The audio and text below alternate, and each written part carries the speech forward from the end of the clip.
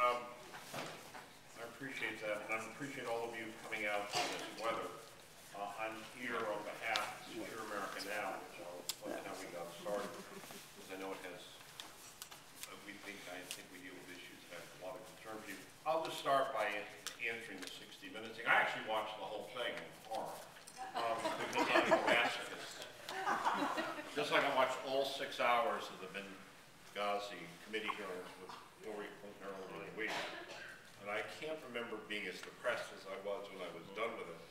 I couldn't decide whether I was most depressed by her willingness to dissemble in defense and protection of the president, or whether or not it was watching Republican senators who had been promising for 3 months or 2 months or whatever, they would get to the bottom, and hadn't bothered to get together and say, oh, you'll ask this question, I'll ask this question, and instead must all give their own speeches. It was Secretary Clinton who I had, along with Doug Schoen, written a piece saying that Democrats should nominate her, that she was at least a consensus figure in the country, and Obama would tear the country apart to get reelected, which he did. And it was the only way he could get reelected. To watch her get up and make that statement, what does it matter? What difference does it matter? What difference does it make? Was one thing, but then to realize that not a single senator that's followed was willing to throw away their pre-prepared self-serving scripts and tell her, Madam Secretary, let me explain why it makes a difference. You start with the 4 dead Americans. You start with the American people who were openly and deceived regularly. And you have the nerve to sit there and say, what difference does it make, whether they were terrorists or not? You should be, engage her? To let her get away with that? So I couldn't decide which was worse, but it was a pretty sick, I thought it summed up all of Washington. And by the way, as I said yesterday, many of you may know I really now appear pretty much exclusively under contract with Fox. And we have a show, I have a show with Doug Schoen and John Olivier, which is on, it started as a cable show, which we do every Monday morning, which is getting up here was interesting today, but which is also on Sunday nights at 5:25, 5:30 roughly for about 25 minutes. And I said yesterday I couldn't contain myself in anticipation of the 60 Minutes interview. I said, well, it's pretty clear. This is the greatest payoff I've ever seen. The president's going to pay the Clintons off for what they did, and particularly for her, for taking the bullet and defending the indefensible from him on Benghazi. But the other people who are to blame is the press, and 60 Minutes is only emblematic of this, which is one of my themes that I've been speaking about all year, or for some time actually, which is that, 60 Minutes was the legendary creation of Don Hewitt. Most featured was Mike Wallace, who sadly wasn't there to ask the questions because he wouldn't have done what Steve Croft did, which has allowed itself to go from the hardest news pursuing effort, whether you like their positions or not, an effort to expose wrongdoing and falsehoods, serving itself as a Sunday evening version of The View.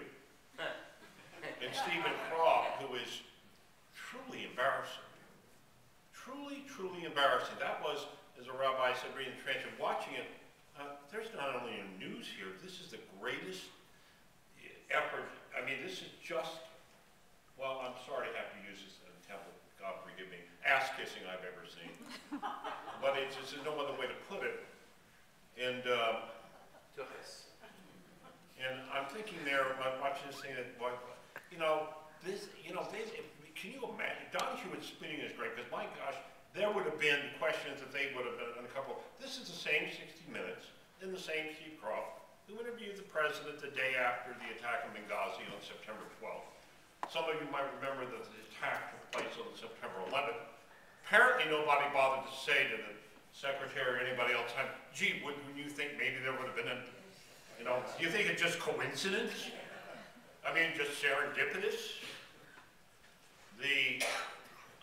But Croft had asked the president, who contradicted, who told him, I have no idea what happened, and whatever, despite his other stories, and they buried it for 15 days, they didn't run it, and then finally some producer was in charge and put it up on the CBS for a few minutes, and it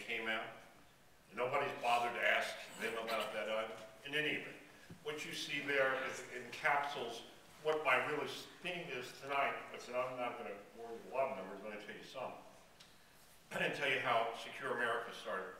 See, I happen to come from the school that believes that the security of the United States and the future freedom of the world is not a partisan or an ideological issue. It is a question of values and purpose. And once upon a time in this country, there were people without regard to party who could agree on the issues of great importance to national security and would fight them. And now apparently you must first check your voter registration card before you may decide what your principles are in our country. Something when I left politics, I swore I would never do again. And I think I pretty much kept my promise on that. I think they're all bad, but pretty much, and with some exceptions. But, you know, one of the things was that started this whole process was the Ground Zero Mosque. I remember in the summer of 2010, I had no idea what the Ground Zero Mosque. I was at dinner, and and somebody came up and asked me in New York about what I thought about it, and they had to explain to me. I said, "You gotta be kidding me. What?" And then it became more, and I looked into it, then it became much better known. And then I watched Mayor Bloomberg, and I watched all the elites, and everyone saying, wonderful. And then I started looking at the polls in New York City, an overwhelming Democratic city, the state, the country, where over 60% of the people from day one, and now it's about 68% the last time we surveyed, believe it's a mistake to have a mosque at Ground Zero. It wasn't even a question for the American people. But what struck me was the disconnect then between what Americans thought and what their elites were telling them or shoving down their throats. And what seemed to be, and what was most interesting to me as a political observer, was that it was women who were even more than men, even despite their being more democratic, more pro-Obama, more whatever. No, they're the ones that were more upset. Same with Hispanics, blue-collar Democrats, not just Jews. The whole basis of the Democratic Party. And yet, in the Democratic Party, being subservient to things like the Muslim Brotherhood or to CARE or to other things, Islamic phobic, not being called Islamic phobic trumps everything. But anyway, so my story is, what the hell's happening in this country? Now, I'm going to give you some numbers, just because you'll find them interesting, I think, that inform me, just because to give some background, and I have to look at my own notes, numbers so I can save time. You know, we've been polling for some time, but this is from most of our national survey work we did in 2011 and 12, and I'm just going to quickly tell you the most important issue, the reason I'm most upset about Chuck Hagel, and I think that is the failure of watching the opposition coalesce. Around a man I happen to admire as a maverick, except when it comes, he has no more business being Secretary of Defense than I do being an astronaut, given his views. And the problem is that the opposition to Chuck Hagel, and I'll take your question you asked him, has to do with, first of all, it's been made Israel-centric. It should be U.S. interest-centric. This man, is that his views, and what he represents for the president, which I think are the president's views, I believe, are basically threatening national security. So does the American people when you tell them. But when we ask, but no one wants to say. But let me give you, we've been finding this for several years. Do you think President Obama's policies towards Iran will succeed in convincing them to abandon developing nuclear weapons? You know what the margin in this country is? 78 to 10. None. Okay? That includes a wild majority of Democrats, women, all these groups. And this is part of the reason. If Iran attains nuclear weapons, you believe Iran will use them to attack Israel. 76 to 13. Yes. If Iran attains nuclear weapons, you believe Iran would use them against the United States military bases and ships in the Persian Gulf and Middle East. 70 to 21. And then the one that drives everything. If Iran attains nuclear weapons, you believe Iran would arm terrorists and would use the nuclear weapons to attack the United States. 80 to 12.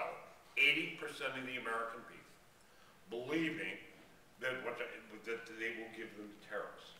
That explains why the American people care about Iran in a way that apparently a lot of their politicians don't. And when we ask people whether they would approve or disapprove attacking, short of making efforts if Iran would not stop developing nuclear weapons, if they were developing, sanctions didn't work, would they approve or disapprove the use of military to attack and destroy the facilities of Iran? We've been tracking this for some years now. It's 60, in 2000, the end of 2011, and into 2012, there's 64 to 23 approved. Women outscoring men on taking military action. In my experience as analysts, and we see this consistently time and time again, huge majority of the American people believe that China, basically, when you ask the question, do you think they are a strong economic partner who wants us to do well too, or do you think they're trying to undermine the United States to advance their own interests? It's only like 71 to 18. Meanwhile, you know, and I can go on and on about the China numbers. All of a sudden, what you begin to realize, I don't want to go to the Middle East because I can go through these, you know, when I find China doing the cyber attacks, the question we haven't had the opportunity to ask, which I'm desperate to ask in light of the numbers we have seen over time, is whether they think that is an act of war. Because my guess is the majority of American people, given their other views, think it probably is. Do you think President Obama is committed to a policy of outreach in the Muslim world? Knowing this, do you think the policy has increased or decreased the security of the United States? 47% decrease, 30% increase. The rest not sure. Including almost 40-some% of people who approve of Obama's performance or voted for him. And, you know, on the question of Israel, which the country strongly favors, and here's a question, just one of the questions. Do you think if the Palestinians were given their own state in the West Bank and Gaza, they would live peacefully with Israel or continue their campaign toward terror to destroy Israel? Well, this is a really tough, close question. 74% continue their campaign of terror, 15% live peacefully. Now, this goes on and on and on, but I wanted to go back to one of my favorite topics, the Arab Spring and the Muslim Brotherhood, which we happened to be asking before they even became famous. We started at the beginning, do you think the protests in the Arab world, known as the Arab Spring, will ultimately be a good thing or a bad thing for America? 2 to 1, a bad thing. Americans have thought this from the minute it happened. And those numbers have only gotten worse as the reality has gotten worse. And you'll love this. We asked about President Morsi in 2012 before his most recent statements, which apparently didn't deserve it. However, even the New York Times had to take note and do an editorial, rarely.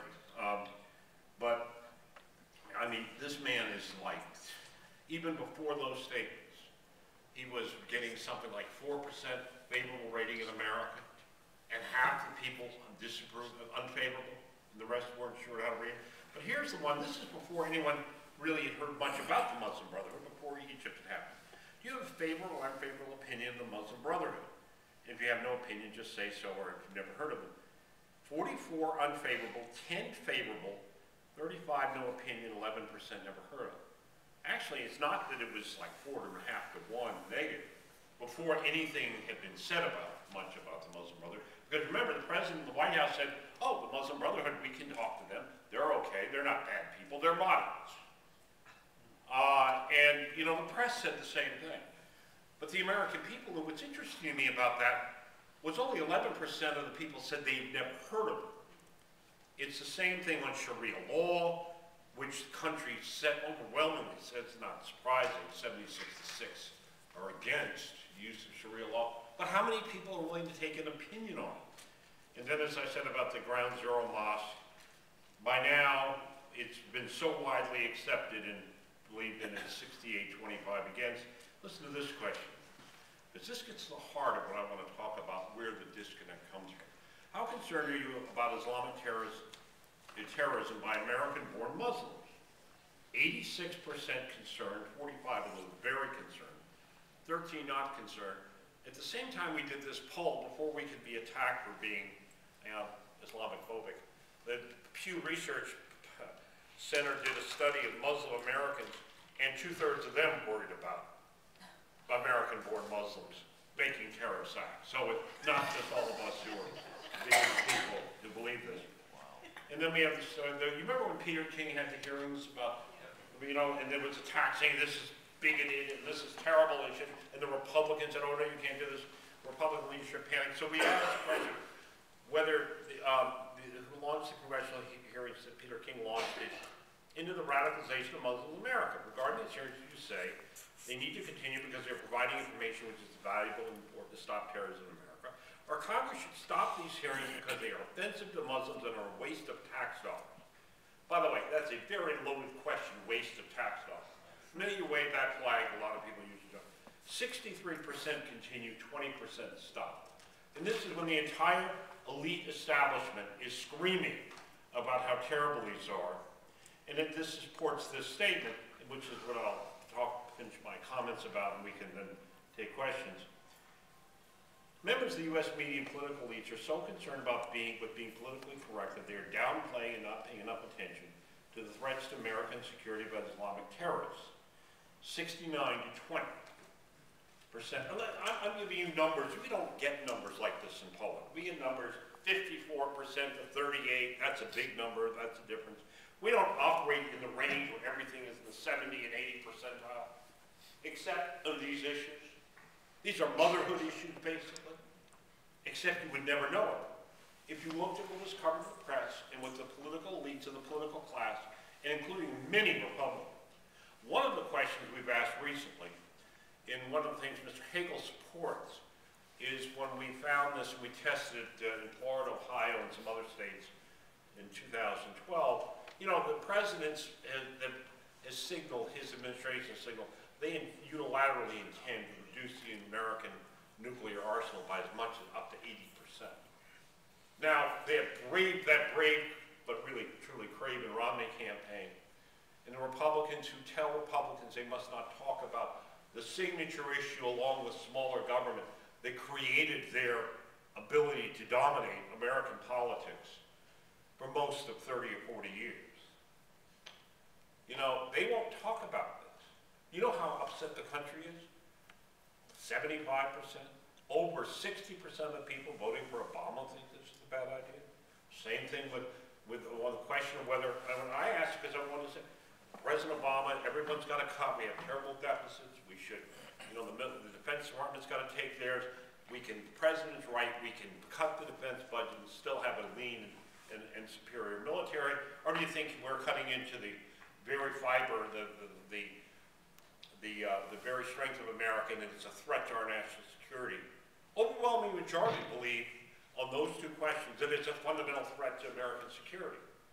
Yet you would not know it because the Republican Party and moderate Democrats are been silenced, but the Republicans, who are supposed to be the party of national security, decided because of their really incredibly stupid consultants and leaders that they should never mention national security anymore because nobody cared about it. Well, people care a lot. They care more than the politicians in Washington seem, and a lot more than what the press thinks. But it goes unchallenged when we do these things.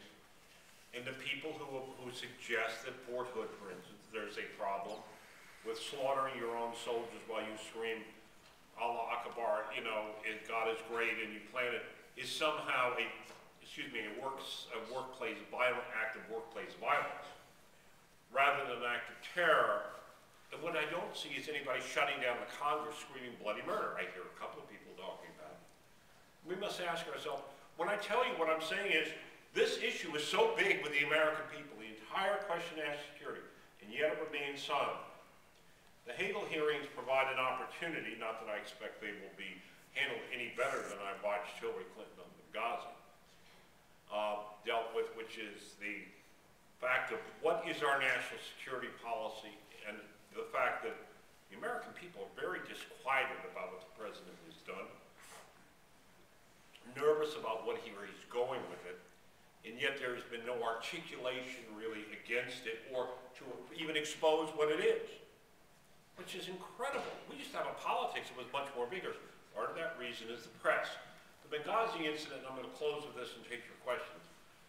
when the Benghazi incident happened, and I was just stunned, I was giving a speech to the AIM organization accuracy meeting, and I gave a speech, and for me, it was sort of like going viral. It got a lot of attention. And in it I said, but I took this position, that I understood that the press had decided to, I knew they were in the tank for President Obama and for the Democratic Party. They'd been there for some time. But that they had crossed the line I never thought we would cross.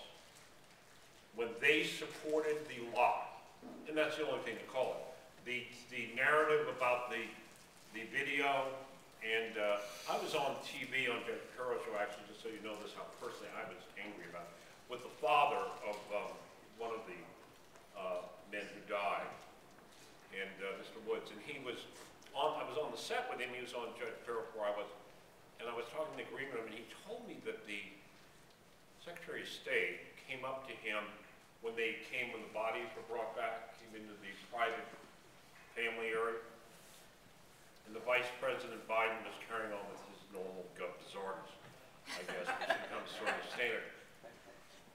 And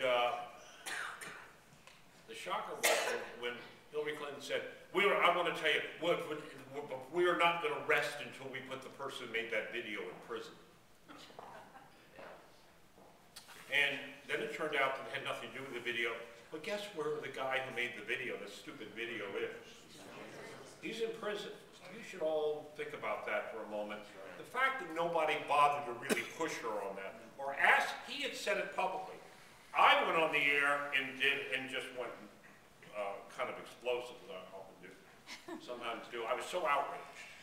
And I called it crime against American democracy, what happened. And the cover-up.